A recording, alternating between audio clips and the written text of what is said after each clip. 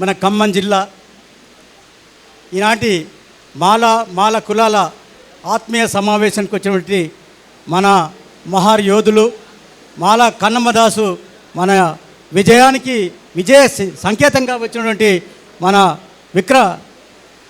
యొక్క విక్రమార్కుడు మన యొక్క వివేక్ వెంకటస్వామి గారికి నేను సభాముఖంగా ధన్యవాదాలు శుభాకాంక్షలు తెలుస్తున్నాను. అలాగే కాకతీయ సామ్రాజ్యంలో ఒక సైన్యాధిపతిగా పనిచేసే వారసులు నాగరాజు గారు వారసత్వంలో వచ్చినటువంటి మీ అందరికీ ఈ వేదికను విన్నటువంటి మా యువకుడు ఉత్సాహవంతుడు న్యాయవాది మన హైకోర్టు అడ్వకేట్ రాజశేఖరన్న గారికి మా యొక్క స్ఫూర్తిదాత వీరభద్రన్న గారికి మీ అందరికీ సభాముఖంగా తల వంచి నమస్కరిస్తూ శుభాకాంక్షలు తెలుస్తున్నాను. మిత్రులారా, ఈరోజు ఖమ్మం జిల్లా అంటే ఒక చైతన్యానికి మరో పేరు. వీర తెలంగాణ విప్లవ పోరాటంలో కానీ నక్సల్వాదీ పోరాటంలో కానీ మాల ఉద్యోగుల పోరాటం కానీ చైతన్యాన్ని గాడి అంబేద్కర్ ఉద్యమంలో ముందు భాగాది మన ఖమ్మం జిల్లా. మరి మీ ఖమ్మం జిల్లా అంటే నేను మా సొంత జిల్లాగానే భావిస్తా. అట్లాంటి జిల్లాలో పుట్టిన మహానుభావులు ఉన్నారు, మహార్ యోధులు. వారే మన యొక్క కేవీ రత్నం గారు, ఎర్ర నరసింహరావు గారు, పల్లా జాన్సన్ గారు, అలాగే చాలామంది ఈ యొక్క విప్లవానికి బాటలు వేసినట్టు పల్లా జాన్ రాములు గారు. అంటే చెప్పుకుంటూ పోతే చాలామంది యోధులు ఉన్నారు. ఈ రాజ్యాంగ రక్షణలో ముందు వరుసలో ఉన్నది మన ఖమ్మం జిల్లా వాసులు, ముందు వరుసలో ఉన్నది మన మహారవీరులు.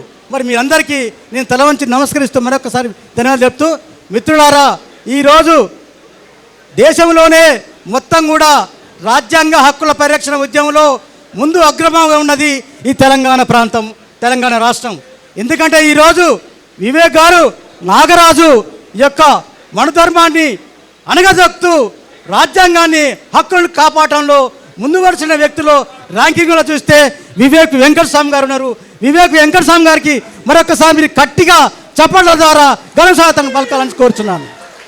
అదేవిధంగా ఈరోజు ఎప్పుడైతే మన మాలను ముందుకొచ్చినారో మందకిష్టకు మతి భ్రమించి నిరాశ నిస్పృహతో రోజుకు ఏదోదో మాట్లాడుతున్నాడు.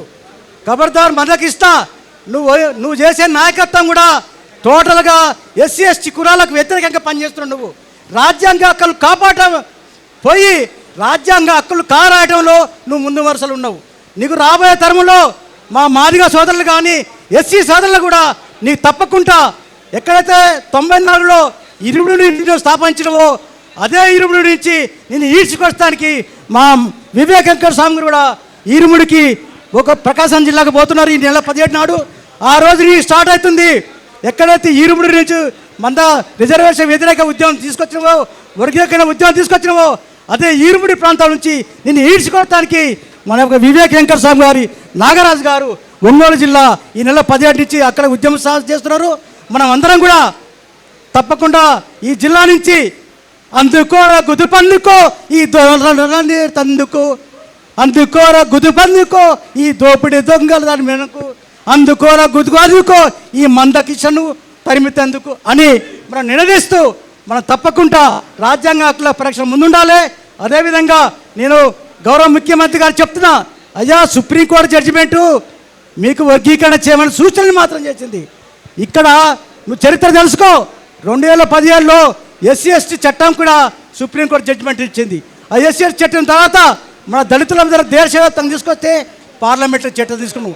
దొంగదారిగా వచ్చినటువంటి ఈ యొక్క విషయాన్ని ఆర్టికల్ 3.1 ఈవెన్ మన ఉషా మేరా కమిషన్ కూడా తన రిపోర్ట్ చెప్పింది.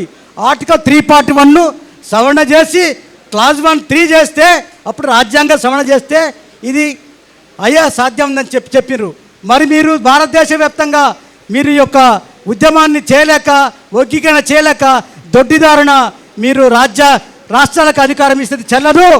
తప్పకుండా డిసెంబర్ 1 నాడు మనం 10 లక్షల మందిని తెలంగాణ ప్రాంతంలో విరేస్తే ప్రజాస్వామ్యంలో ప్రజల గొప్పలు. మనం 10 మంది నడిచిందే పాట, మనం చెప్పిందే వేదం, మనం చెప్పిందే హక్కు. కాబట్టి మీరంతా కూడా లక్షలాది మంది కలగాలి. మన ఖమ్మం జిల్లా నుంచి దాదాపు 3 లక్షల మంది కదిలించే శక్తియుక్తులు మీకున్నాయి. మీరందరూ కూడా అందరం కూడా సమైక్యంగా ఉండి మనం కదిలాలని చెప్పి తెలియజేస్తూ ఈ అవకాశం నమస్కారం.